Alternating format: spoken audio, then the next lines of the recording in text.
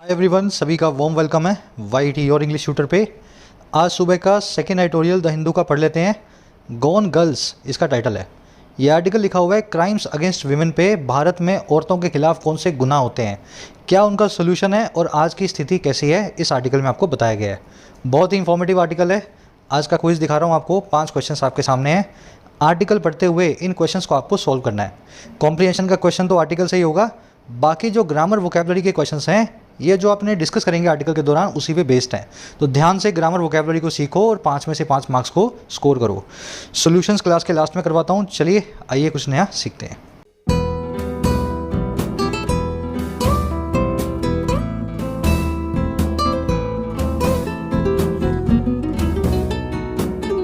Alright, कह रहे gone girls on crimes against women. अब ये क्या होता है जी गॉन गर्ल्स? इस पे एक किताब भी है, एक मूवी भी है और वहीं से फ्रेज़ बनाया हुआ है। गॉन गर्ल्स का मतलब होता है ऐसी लड़कियां जो बहुत बोल्ड हो चुकी हैं, अनकन्वेंशनल हो चुकी हैं, जो अपने आप को लड़कों से कम नहीं मानती हैं और उसी तरीके से समाज में रहना पसंद करती हैं। कह रहे हैं भारत में भी गॉन गर्ल्स की ज़रूरत है। लड़कियों को अपने हकों के लिए खड़ा होना चाहिए। क्राइम्स अगेंस्ट वीमेन जो होते हैं, छेड़छाड़ के, रेप के, इनके खिलाफ अब सबको आवाज़ उठानी ज़रूरी है। समझ में आ गया? कुछ ये ग्रामर वोकैब नहीं है इसमें, ये सिर्फ एक मूवी या एक बुक से लिया हुआ फ्रेज है। गॉन गर्ल्स, एक बोल्ड लड़की को बोलते हैं गॉन गर्ल। चलिए अब टाइटल पैराग्राफ को देखेंगे। ये सब काम होगा कैसे? कह रहा है a zero tolerance approach to violence against women is the only acceptable course. कह रहा है हमें एक ऐसी अप्रोच चाहिए जिसमें हो जीरो टॉलरेंस। टॉलरेंस का मतलब होता है सहना, सहिष्णुता, और अप्रोच तो आप जानते ही हैं। कह रहा है ऐसी अप्रोच अगर हमारी हो गई ना जिसमें हम जीरो सहेंगे, सहने को मना कर देंगे। और किस चीज़ को सहने को मना करेंगे? किसी भी प्रकार की वायलेंस को, किसी भी प्रकार की हिंसा को। और किन के लिए? अगेंस्ट विमेन, औरतों के खिलाफ। कह रहा अगर ऐसी अप्रोच आएगी ना, वही अकेली एक एक्सेप्टेबल कोर्स होने वाला है, वही एक ऐसा रास्ता होगा जिसको हम एक्सेप्ट करने को तैयार हैं। इसके अलावा कोई भी रास्ता हमें नहीं अपनाना है। सिर्फ ऐसी अप्रोच बना लेनी है कि जीरो वायलेंस होगी औरतों के खिलाफ, एक भी वायलेंस का केस हम बर्दाश्त नहीं करेंगे। समझ में आई बात? अप्रोच आपका सब्जेक्ट है, इज इसकी वर्ब है। कोर्स का मतलब होता है रास्ता, पाथ, वे, है ना, जर्नी। और इसमें कुछ देखने वाला है नहीं। टॉलरेंस का मतलब होता है सहिष्णुता। आपकी सहने की ताकत कहलाती है आपकी टॉलरेंस। अब जल्दी से इस आर्टिकल की वोकैब पे नज़र डालेंगे। ज़्यादा वोकैबुलरी है नहीं, लेकिन जितनी भी है काफ़ी इंपॉर्टेंट है। आ जाओ फटाफट से वोकैब पे। अपनी ऐप को डाउनलोड कर लेना अगर अभी तक आपने नहीं किया है तो। Y T your English shooter app के ऊपर इंग्लिश सेक्शन किसी भी एग्जाम का आप कवर कर सकते हैं बड़ी आसानी से। ऐप का लिंक कमेंट सेक्शन में रखा हुआ है। आपको 3 कोर्सेज मिलेंगे ऐप पे। राइटिंग का कोर्स मिलेगा, बैंकिंग का कोर्स मिलेगा और साथ में एसएससी का। राइटिंग कोर्स के अंदर आपको लिखना सिखाया गया है बिल्कुल बेसिक से। किसी भी एग्जाम के लिए एसे, समरी, रिपोर्ट, प्रेसी, है ना, ये सारा काम आप कर सकते हो बहुत आसानी से 60 to 80 आवर्स के अंदर। तो थ्योरी प्लस प्रैक्टिकल दोनों का मिक्सचर है राइटिंग के कोर्स में। एसएससी कोर्स में और बैंकिंग कोर्स में सारा सिलेबस कवर्ड है दोनों एग्जाम्स का। बैंकिंग के अंदर प्रीलिम्स, मेंस, क्लरिकल पीओ, और एसएससी के अंदर all SSC exams, prelims and mains. कोई भी क्वेरी हो कोर्सेज से रिलेटेड, ये नंबर है टीम का, आप इस पर बात कर सकते हैं व्हाट्सअप करके। कोर्सेज को लास्ट के 15-20 दिनों में मत लिया करो। पहले जब टाइम होता है ना तभी कोर्स लेने का फ़ायदा लेना चाहिए। ये हमारी वोकैब शीट है। लास्ट वर्ड हमने किया था विशिएट। आज शुरू करेंगे डॉग से। देखिए डॉग का मतलब होता है कुत्ता, आप जानते ही हैं इसको। लेकिन डॉग एक वर्ब भी है। इसका मतलब होता है किसी के पीछे कुत्ते की तरह पड़ जाना, उसको फॉलो करना बहुत क्लोजली, उसको परेशान करना, उसको बॉदर करना। कभी कभी कुछ लड़के लड़कियों का पीछा करते हैं ना, उनके पीछे पीछे उनके घर तक जा रहे हैं, ट्यूशन से कोचिंग तक, तो वो डॉग कर रहे हैं, वो कुत्ते की तरह उस लड़की का पीछा कर रहे हैं। कहने का मतलब ये। अब इसी संदर्भ में, इसी रेफरेंस में इस वर्ड को आर्टिकल में यूज़ किया गया है। इसके सिनोनिम को, सिनोनिम है स्टॉक। एक स्टॉकर कौन होता है? जो किसी लड़की के पीछे, इनफैक्ट लड़के के पीछे भी पड़ सकता है कोई, तो लड़के या लड़की के पीछे, समझ गए ना, गलत तरीके से पड़ा हो, पीछे पीछे जो पीछा करने वाला हो। She felt that someone was dogging her. उसने ऐसा महसूस किया कि कोई उसको डॉग कर रहा था, कोई उसको स्टॉक कर रहा था, कोई उसके पीछे पीछे आ रहा था। इस तरीके से वर्ड आर्टिकल में देखा जाएगा। स्टॉक और परस्यू दोनों इसके सिनोनिम्स हैं। आर्टिकल में आज आप देखने वाले हैं किसी के पीछे पड़ने के। अगला वर्ड है ओवरचर। बड़ा इंपॉर्टेंट वर्ड है। इसके 2 मीनिंग्स हैं। देखिए ओवरचर का पहला मीनिंग होता है ऐसी चीज़ जो इंट्रोडक्शन हो दूसरी चीज़ का। फॉर एग्जाम्पल कुछ लोग खाने के बाद मीठा खाते हैं, खाने से पहले मीठा खाते हैं, या कुछ लोग खाने से पहले सूप लेते हैं। तो जो सूप होता है ना, सूप, वो ओवरचर होता है, इंट्रोडक्शन होता है उनके डिनर का। आ रही है बात समझ में?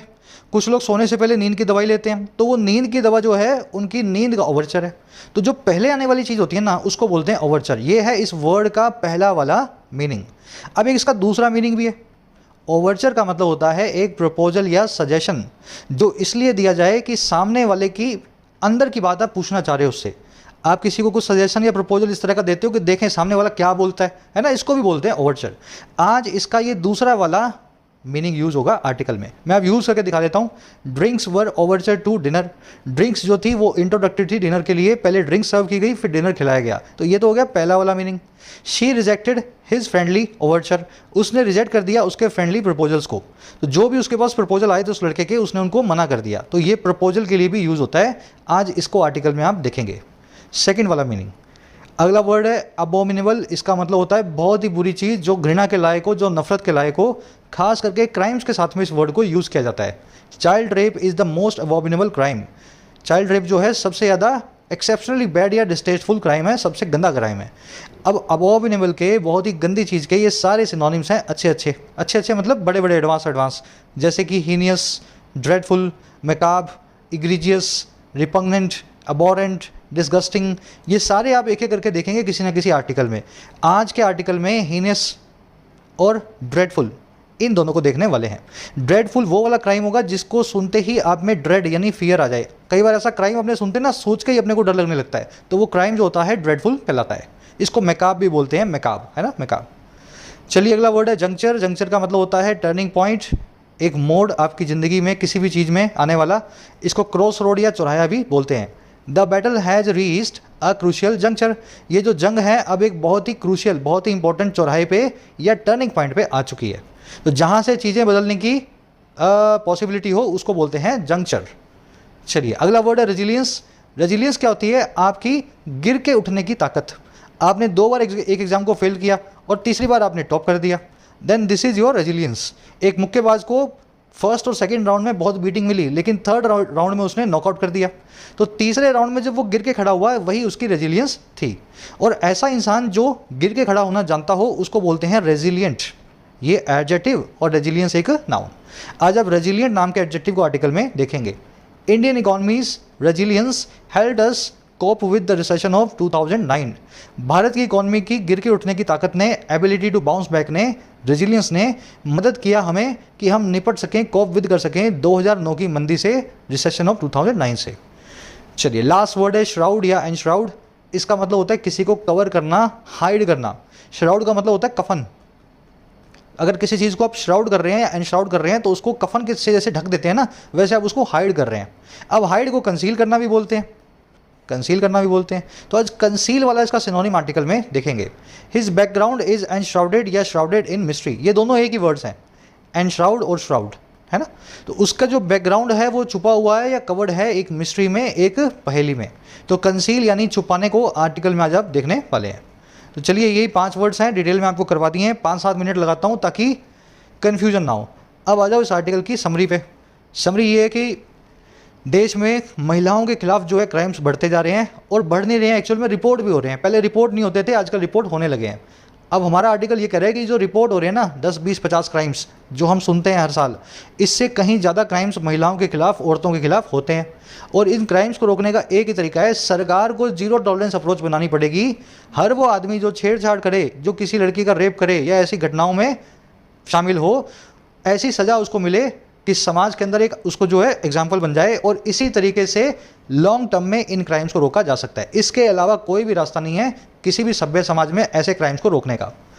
आज की टोन है सजेस्ट कर रहा है क्या किया जा सकता है। थोड़ा सा कंसर्न भी है, आपको दिखेगा जगह जगह कि कैसे भारत में औरतों की स्थिति खराब होती जा रही है। चलिए अब शुरू करते हैं आर्टिकल को। कह रहा है जी, reported violence against women is the proverbial tip of the iceberg. अब यहाँ लग गया सेमीकोलम। कह रहा है एक जो रिपोर्टेड वायलेंस है रिपोर्टेड वायलेंस का मतलब है ऐसी वायलेंस जिसको रिपोर्ट किया गया है। बहुत सारे ऐसे किस्से भी होते हैं जो रिपोर्ट नहीं किए जाते हैं। कह रहे जो रिपोर्ट किए हुए किस्से हैं ना औरतों के खिलाफ, वायलेंस अगेंस्ट वुमेन वाले, कह रहे वो किस्से सिर्फ वो प्रोवर्बियल, वो कहावती टिप ऑफ द आइसबर्ग की तरह है। अब ये क्या होता है जी टिप ऑफ द आइसबर्ग? ये मैं आपको पिक्चर के जरिए दिखाता हूँ। देखो ये है एक आइसबर्ग, है ना, एक बड़ा सा ग्लेशियर पानी में तैरता हुआ। अब इसको अगर आप दूर से देखेंगे तो आपको दिखेगा इतना सा ही दिखेगा ना, क्योंकि 10% इसका जो मास है यही पानी के ऊपर रहता है। अगर आप इसको ध्यान से देखना चाहो तो ये एक्चुअल में पानी के नीचे होता है 90%। आ रही है बात समझ में? ऊपर से कितना सा? इतना सा 10%। नीचे कितना है? सबसे बड़ा इसका जो मास है वो नीचे है 90%। तो कह रहे हैं हमारे देश में औरतों के खिलाफ रिपोर्ट होने वाले केस भी इस कहावती, इस proverbial tip of the iceberg की तरह हैं। दिखते तो 10% ही हैं, 90% तो रिपोर्ट हो ही नहीं पाते हैं। बात आ गई समझ में? अब आगे बढ़ते हैं। कह रहा है it conceals more than it reveals. कह रहा है आइसबर्ग की टिप वही है जो रिकंसील करती है, जो छुपाती है उससे ज़्यादा, और किससे ज़्यादा? जितना ये दिखाती है। दिखाती है 10%, छुपाती है 90%। चलिए सेंटेंस सिंपल सा है। वायलेंस सब्जेक्ट है, इज इसकी वर्ब है, टिप ऑफ द आइसबर्ग के लिए आया इट, इसकी वर्ब है कंसील्स, और इट की वर्ब है रिवील्स। ये भी आया है टिप ऑफ द आइसबर्ग की तरह। टिप का मतलब होता है चोटी यानी किनारा। आइसबर्ग की सबसे ऊंचे वाला किनारे को बोलते हैं टिप। प्रोवर्बियल का मतलब होता है जो प्रोवर्ब से बनी हो। प्रोवर्ब मतलब कहावत, प्रोवर्बियल मतलब कहावती, वेल नोन, जो समाज में कहावत के तौर पे बोली जाती हो उस चीज़ को बोलते हैं प्रोवर्बियल। अब और आगे बढ़ते हैं और देखें क्या कहना चाह रहा है। कह रहा है but what it reveals can sometimes shock the collective conscience of a nation. कह रहे लेकिन जिस चीज़ को ये रिवील करती है, किस चीज़ को भाई? ये टिप ऑफ द आइसबर्ग, औरतों के खिलाफ, विमेन के खिलाफ जो वायलेंस है उसकी रिपोर्ट्स। कह रहे जो भी हमारे पास रिपोर्ट्स थोड़ी बहुत भी आ रही है ना 10%, कह रहा वो रिवील करती हैं। और क्या करती हैं? कह रहा वो चीज़ को रिवील करती हैं जो कभी कभी शॉक कर सकती है मिले जुले अंतर्मन को, कॉन्शियंस को, अंतरात्मा को, जमीर को, पूरे देश के। तो 10% केस में भी कभी कभी ऐसा केस आता है पूरे देश का जो जमीर है वो हिल जाता है। और कैसे? कह रहा है specially a heinous crime that plays out in broad daylight. कह रहा है खास करके एक बहुत ही खराब, बहुत ही अबोमिनेबल क्राइम जो प्ले आउट होता है, जो घटित होता है, अकर होता है दिन दिहाड़े ब्रॉड डे लाइट में। और कैसे? कह रहे जैसे कि as an assault on a young woman, एक असॉल्ट, एक हमला, एक जो है नवयुवती पे, यंग वुमन पे। आई बात समझ में? तो कभी कभी ऐसे आपको क्राइम्स भी मिलेंगे जिससे सुन करके आपका जो है जिगरा कांप जाएगा, आपको आपके जमीर के ऊपर जो है ना चोट पहुंचेगी। इट की वर्ब है रिवील्स। वट इट रिवील्स एक नाउन क्लोज है, इसकी वर्ब है कैन समटाइम्स शॉक। तो वर्ब को हमने मार्क नहीं किया है, जल्दी से कर देते हैं यहाँ पे। देखो क्लोज की अलग से वर्ब होती है। अभी क्लोज तो मैं आपको फिर से यहाँ नहीं पढ़ा पाऊंगा क्योंकि हमने बेसिक्स में कर लिए हैं। ये जो पूरा क्लोज आप देख रहे हो ना, वट इट रिवील्स, इस पूरे क्लोज ने वर्ब ली हुई है कैन समटाइम्स शॉक। कॉन्शियंस का मतलब होता है जमीर। ये वर्ड बना है कन प्लस में साइंस से। कन मतलब साथ में, साइंस मतलब ज्ञान।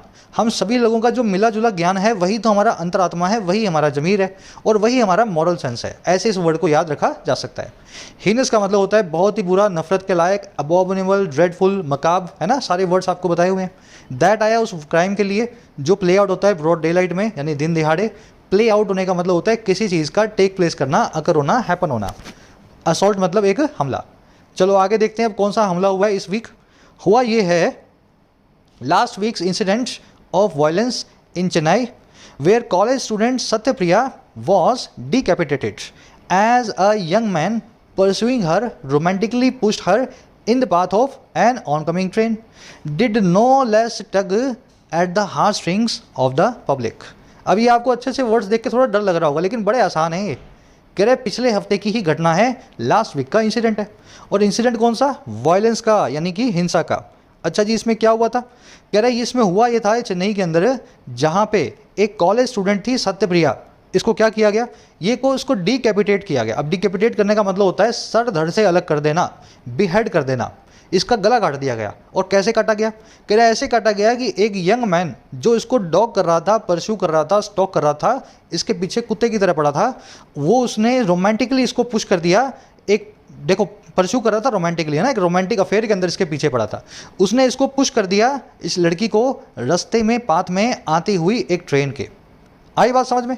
तो धक्का मार दिया उसने ट्रेन के रास्ते में, लड़की का सर धड़ से अलग हो गया, डिकैपिटेट हो गई, हाथ पांव टूट गए। कह रहा ये जो इंसिडेंट था ना लास्ट वीक का, कह रहा ये इंसिडेंट ने डिड ऐसा किया और क्या किया, नो लेस टग, बिल्कुल भी कम टग नहीं किया इसने। नो लेस का मतलब है बिल्कुल भी कम नहीं, और टग का मतलब होता है खींचना, खींचना। अच्छा, किसको खींचा, ये टग एट हुआ है हार्ट स्ट्रिंग्स पे, हमारी पब्लिक के, पूरे देश की अंतरात्मा पे। हार्ट स्ट्रिंग्स का मतलब होता है आपके दिल को खींचने वाली तारें, आपके दिल के तार, आपकी कंपैशन, आपकी दया, आपकी एम्पैथी, आपका प्यार, है ना, हार्ट स्ट्रिंग्स। तो इस इंसिडेंट ने भी पब्लिक के कंपैशन को, पब्लिक की दया की जो स्ट्रिंग्स हैं उसको बड़े अच्छे से टग किया, बड़े अच्छे से जर्क किया, खींचा। सब लोगों के दिल के तार हिल गए इस घटना को सुन करके। ठीक है, थोड़े अच्छे तरीके से लिखे हुए वर्ड्स हैं, अगर आपको वोकैब आती है तो आसानी से इनको पढ़ सकते हैं। स्ट्रक्चर बता देता हूँ सेंटेंस की। लास्ट वीक्स इंसिडेंट की वर्ब है डिड। नो लेस का मतलब है बिल्कुल भी कम नहीं। टग का मतलब होता है जर्क, पुश, है ना, किसी चीज़ को खींचना, पुल करना। हार्ट स्ट्रिंग बता दिया आपको, आपके हार्ट की स्ट्रिंग्स, आपके दिल के तार।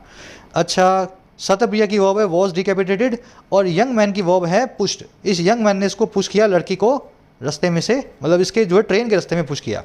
डिकैपिटेट एक वन वर्ड है, इसका मतलब होता है किसी को बिहेड करना, किसी का गला काट देना। चलो और आगे बढ़ते हैं। फिर इसके बाद क्या हुआ, कह रहा था इंसिडेंट्स ऑफ, एक सेकेंड ना, of violence against women in train stations in Chennai are following a nearly copycat pattern. कह रहे जो इंसिडेंट्स हैं वायलेंस के, हिंसा के, और किसके खिलाफ, औरतों के खिलाफ, अगेंस्ट विमेन, और कहाँ पे, ट्रेन स्टेशंस पे। कह रहे ये जो हो रहे हैं ना सारे चेन्नई में, ये सब के सब फॉलो कर रहे हैं एक कॉपी कैट पैटर्न को। एक जैसे इंसिडेंट्स बार बार हो रहे हैं, कॉपी कैट। और किसके बाद हुए, after Swati a young techie was murdered in 2016। कह रहे इसके बाद हुआ है सारा काम जब स्वाति नाम की एक टेक्नीशियन, एक टेकी, एक टेक कंपनी में काम करने वाली नवयुवती, इसको मर्डर किया गया, इसको मारा गया 2016 के अंदर। और किसके द्वारा, in broad light daylight by a man. Broad daylight मतलब दिन दिहाड़े, तो दिन दिहाड़े मारा गया एक आदमी के द्वारा। और ये आदमी कौन था, हु वॉज अगेन स्टॉकिंग हर, जो एक बार फिर उसको स्टॉक कर रहा था। मतलब फिर से एक किस्सा स्टॉकिंग का ही था, किसी के पीछे जो है पीछे पड़ने वाला किस्सा था। और कहाँ पे, इन अ रेलवे स्टेशन, एक रेलवे स्टेशन के अंदर।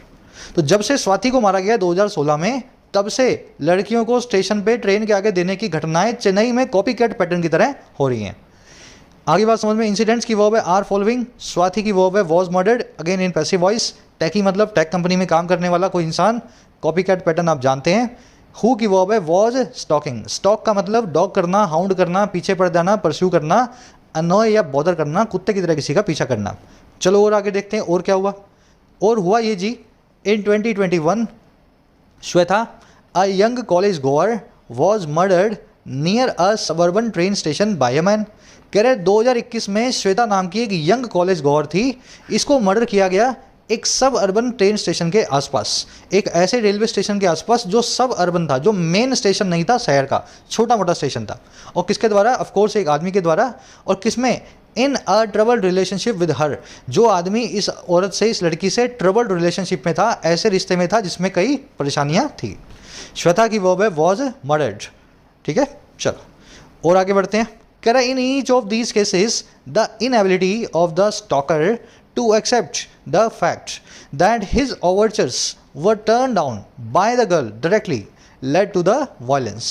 अब बता रहा है हर केस में दिक्कत क्या थी लड़कों की।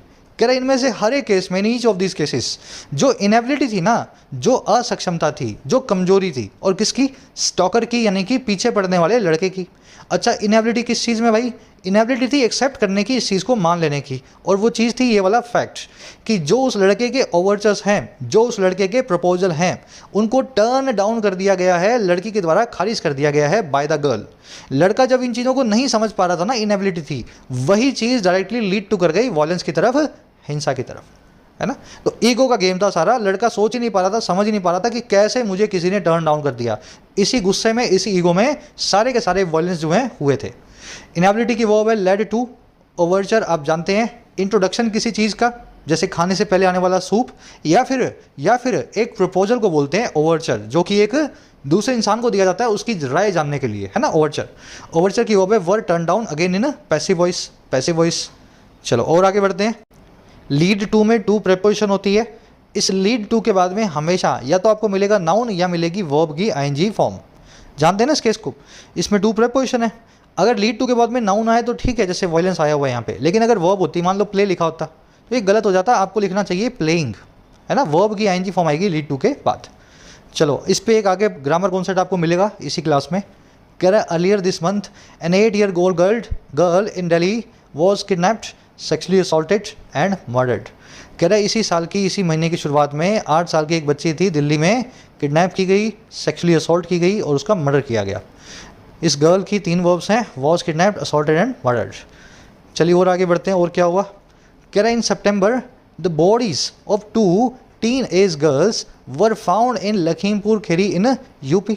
कह रहे इसी साल की सितंबर में 2021 की, पिछले साल की 2 लाशें, 2 बॉडीज़, 2 बच्चों की, 2 टीन-एज गर्ल्स की, ऐसी लड़कियां जो 19 साल से कम एज की हैं, 18, 17 या 16 साल की हैं।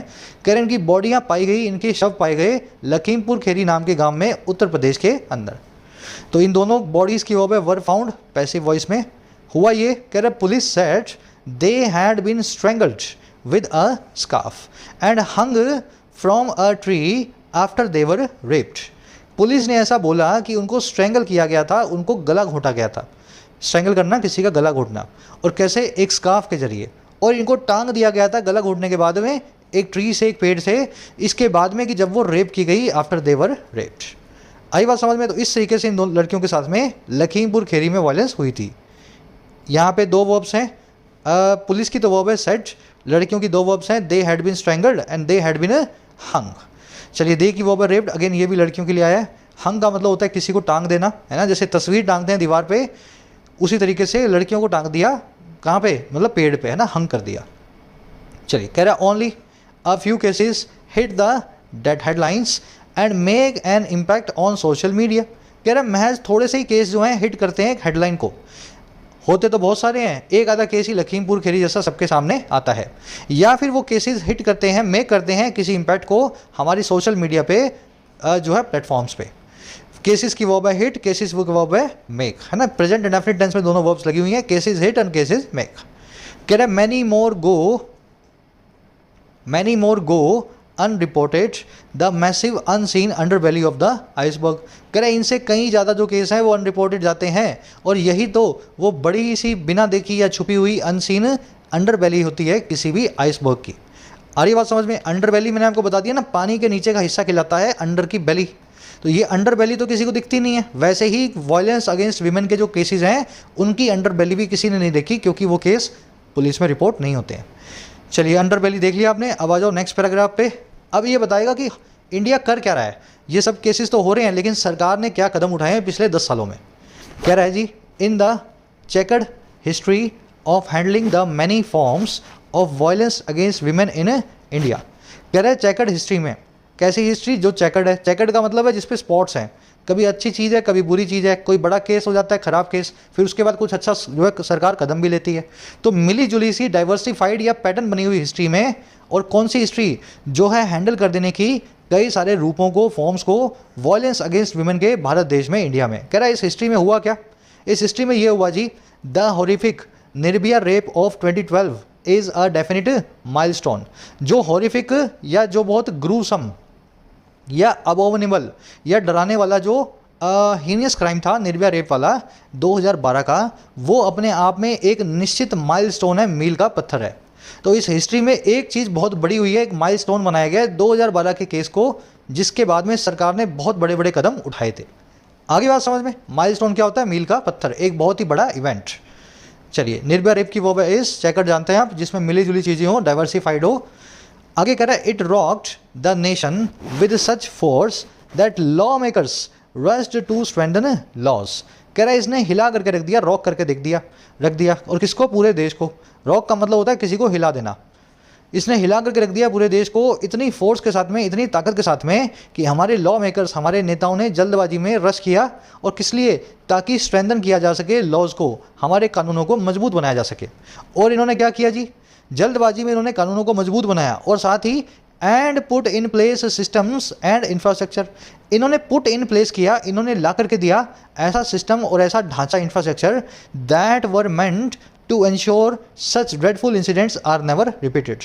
जो इस चीज़ को मेंट करता था, जिसका ये ऑब्जेक्टिव था कि इंश्योर किया जाए, पक्का किया जाए, ऐसे बुरे, ऐसे गंदे इंसिडेंट्स फिर से रिपीट ना हो। आगे बात समझ में। तो ये माइलस्टोन था। इस घटना के बाद में देश के नेताओं का ज़मीर भी जाग गया। इन्होंने ऐसे ऐसे कानून बनाए कि कम से कम निर्भया जैसा केस तो करने से पहले कोई भी अपराधी कई बार फिर से सोचे। इट की वर्ब है रॉक्ड, इट आया है निर्भया रेप केस के लिए। लॉ मेकर्स की वर्ब है रस्ट और दूसरी वर्ब है put in place. Put in place का मतलब होता है किसी चीज़ को अपने प्लेस में पुट करना, किसी चीज़ को ला करके देना, किसी चीज़ को ब्रिंग अबाउट करना, है ना। दैट की वर्ब है वर्मेंट। दैट आया सिस्टम्स और इंफ्रास्ट्रक्चर के लिए, जिनका यही मीनिंग था, जिनका यही ऑब्जेक्टिव था। ड्रेडफुल आप जानते हैं, हीनियस को बोलते हैं, हॉरिफिक को बोलते हैं, अबॉमिनेबल को बोलते हैं, डराने वाली चीज़ होती है ड्रेडफुल। इंसिडेंट्स की वर्ब है are never repeated passive voice में। आगे क्या हुआ जी, कह रहे जी however according to the National Crime Records Bureau statistics या NCRB डेटा। कह रहा है हालांकि फिर भी जो NCRB संस्था है, सरकारी संस्था, इसके स्टैटिस्टिक्स के हिसाब से a whopping 428,278 lakh crimes against women happened in 2021। इतने सारे गुनाह जो हैं औरतों के खिलाफ हुए थे सन 2021 के अंदर। आगे बात समझ में। NCRB सरकारी संस्था है, ये क्राइम्स का डेटा निकालती है। तो क्राइम अगेंस्ट वुमेन जो थे देश में 428 थे। अब इसमें देखने वाली चीज़ क्या है, 428 लाइक जो क्राइम है, इसकी वर्ब है हैपेंड। हुपिंग का मतलब होता है एज मच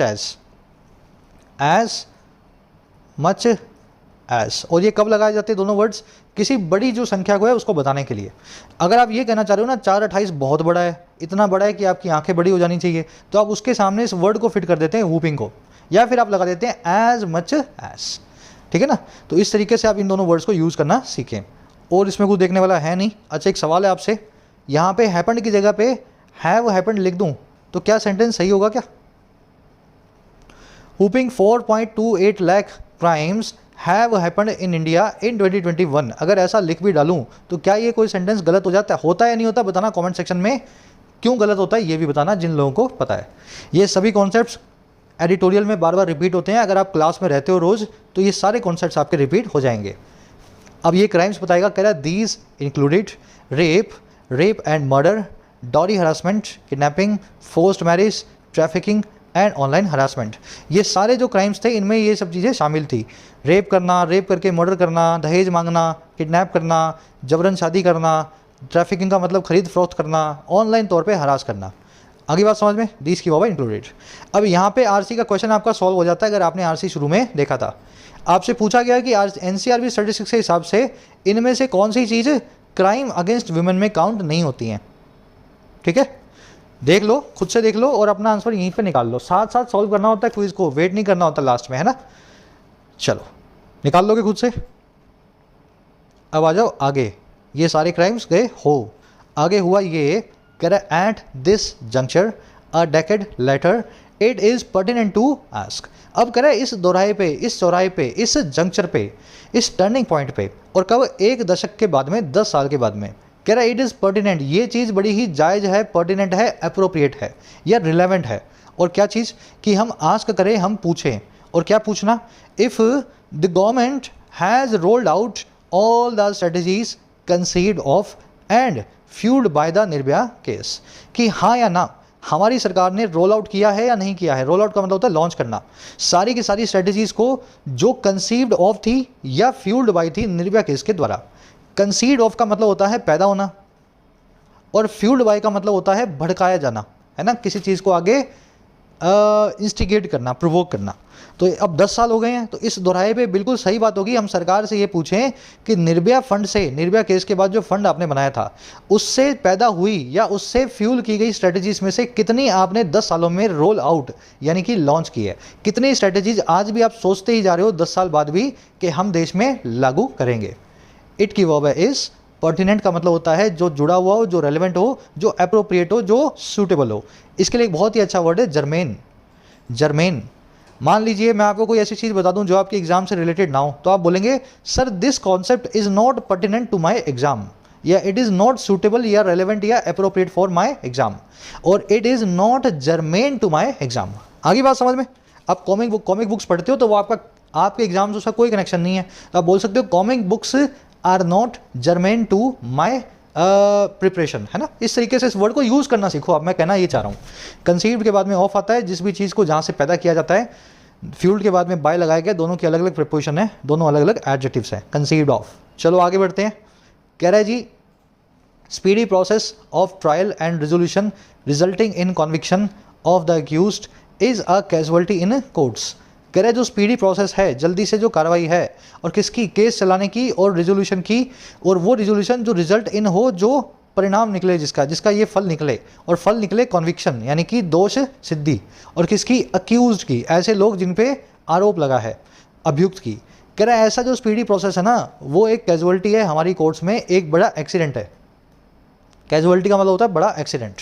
अब कैसे, कह रहे ये वो कोर्ट्स हैं that are flooded with pending cases, जो कि बाढ़ की तरह फ्लडेड हैं, जिन पे सैलाब लगा हुआ है पेंडिंग केसेस का। तो अगर कोई केस एक आधा हो भी जाता है ना जल्दी जल्दी प्रोसेस, तो वो एक एक्सीडेंट की तरह ही है, कैजुअलिटी की तरह ही है, क्योंकि इन कोर्ट्स में तो लाखों केस पड़े हैं, किसी भी केस का जल्दी समाधान होना जरूरी नहीं है। प्रोसेस की वर्ब है इज, कैजुअलिटी आप जान गए हैं, दैट की verb are flooded with. Flooded with का मतलब होता है ओवरवेल्म्ड होना, ओवरबर्डन होना, किसी चीज़ के सैलाब में जो है दबे हुए होना।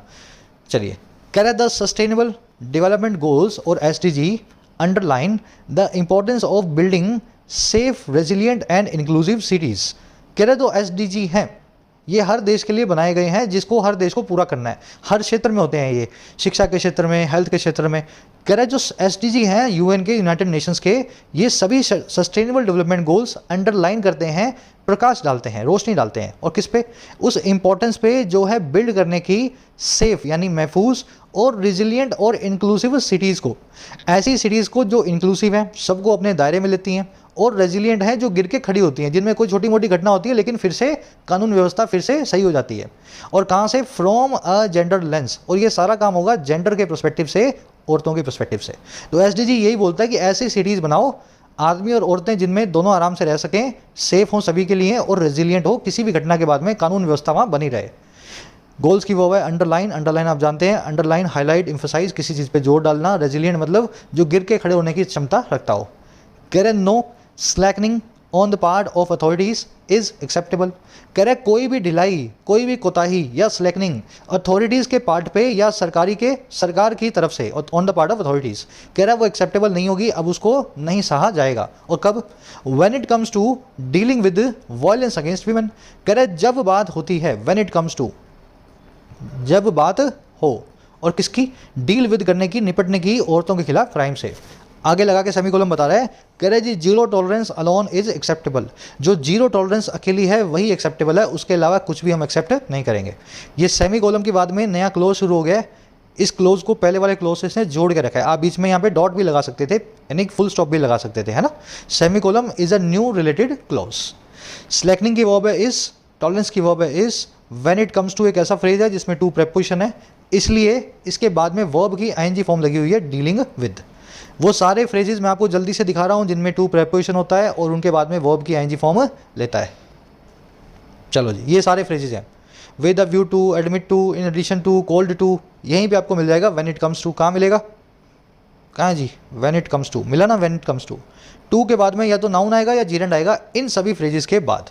तो ये 25-50 फ्रेज आपको देखने हैं, बार बार इनको रीड करते हुए पकड़ना है, धीरे धीरे आपको इनकी आदत पड़ जाएगी।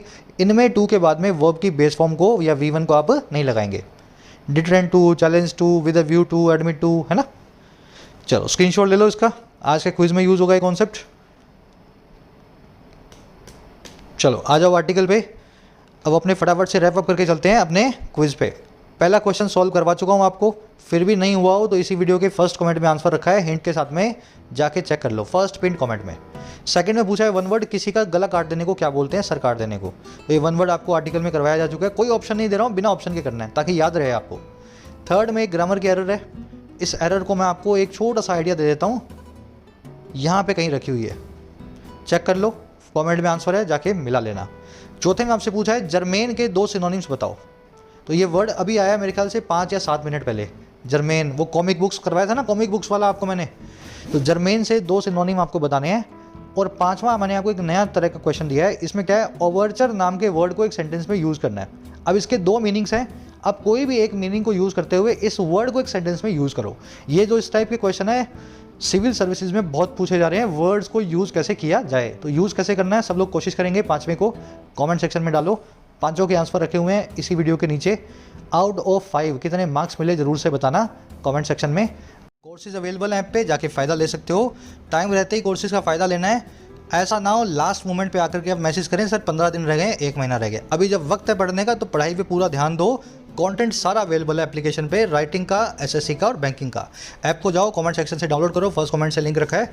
कोई भी क्वेरी हो, ये नंबर है व्हाट्सएप का, टीम से आप मैसेज करके बात कर सकते हैं व्हाट्सएप पे।